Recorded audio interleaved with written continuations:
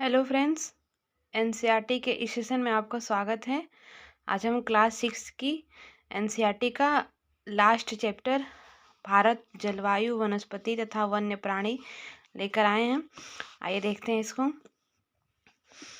आप मौसम के बारे में प्रतिदिन समाचार पत्रों में पढ़ते हैं तथा टेलीविज़न पर देखते हैं तथा दूसरे को इस संबंध में बातें करते हुए सुनते भी हैं। आप जानते हैं कि मौसम वायुमंडल में दिन प्रतिदिन होने वाला परिवर्तन है।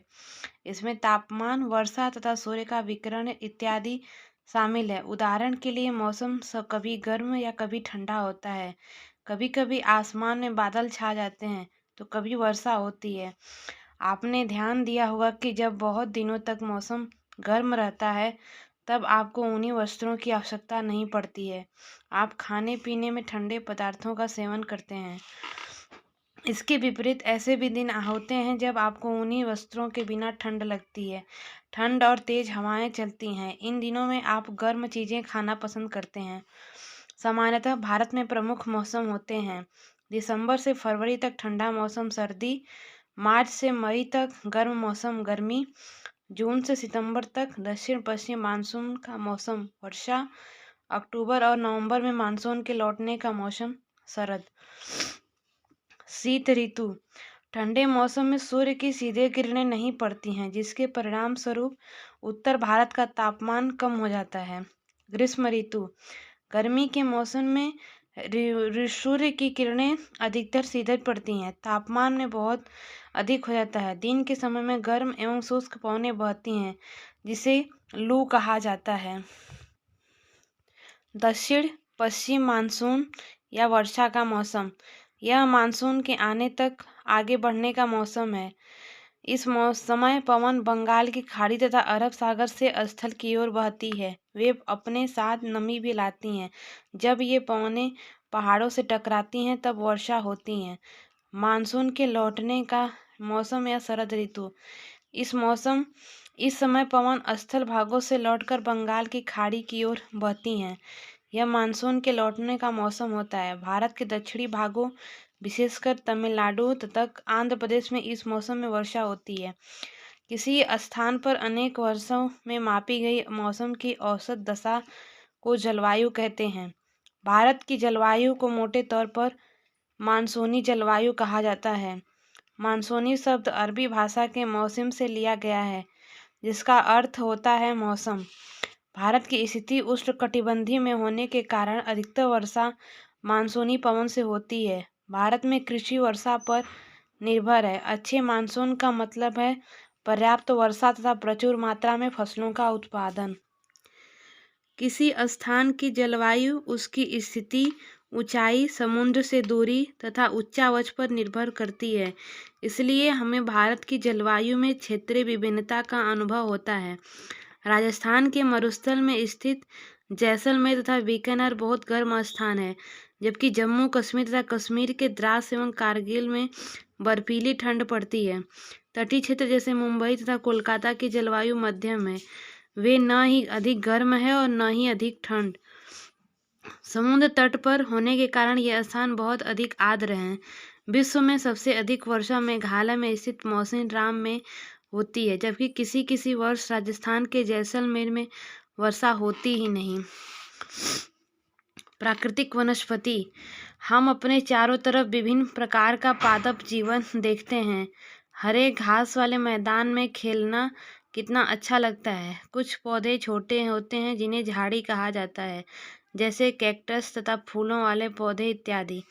इसके अतिरिक्त बहुत से लंबे वृक्ष होते हैं। उनमें से कुछ में बहुत शाखाएं तथा पत्तियां होती हैं, जैसे नीम, आम।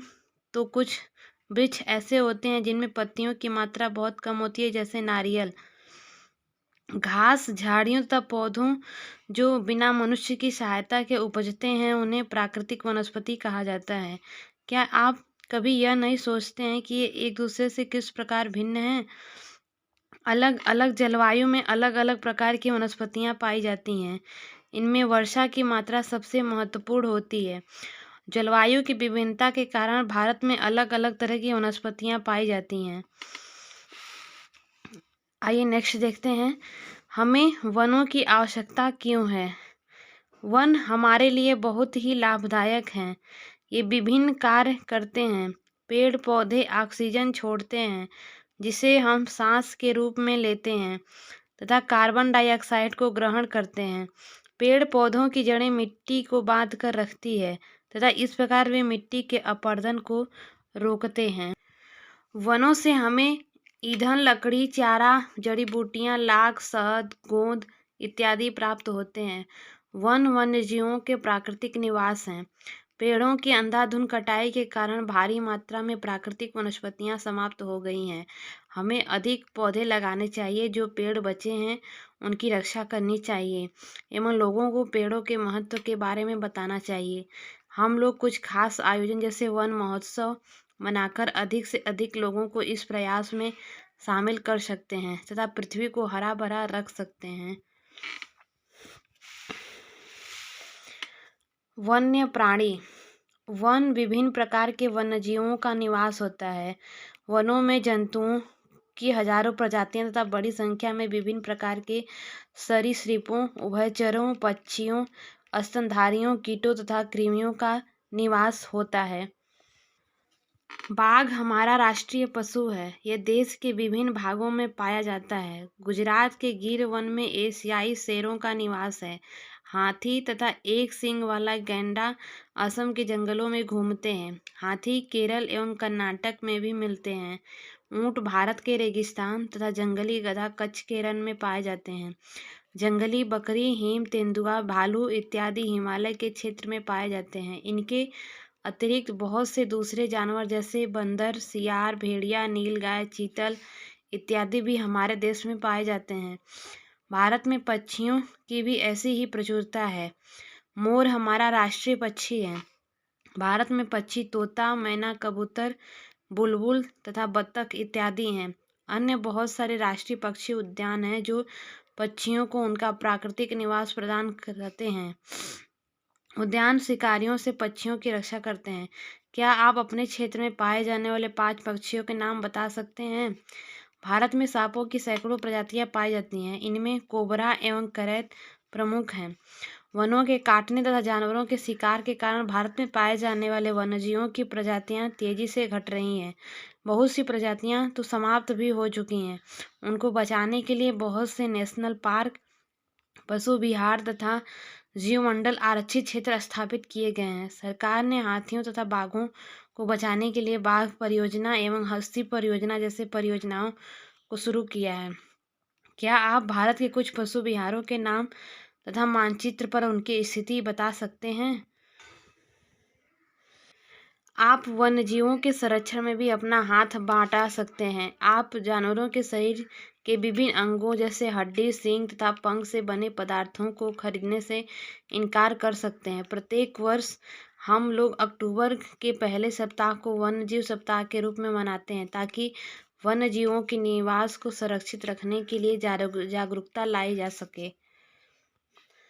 कुछ पक्षी पीटेल बतख, कर्लियू, फ्लेमिंगो, ऑस्प्रे, लिटिल स्टेन प्रत्येक वर्ष सर्दी के मौसम में हमारे देश आते हैं। सबसे छोटी लिटिल स्टेन जिसका वजन लगभग 15 ग्राम होता है, आर्कटिक प्रदेश से 8000 किलोमीटर की दूरी तय करके भारत आती है।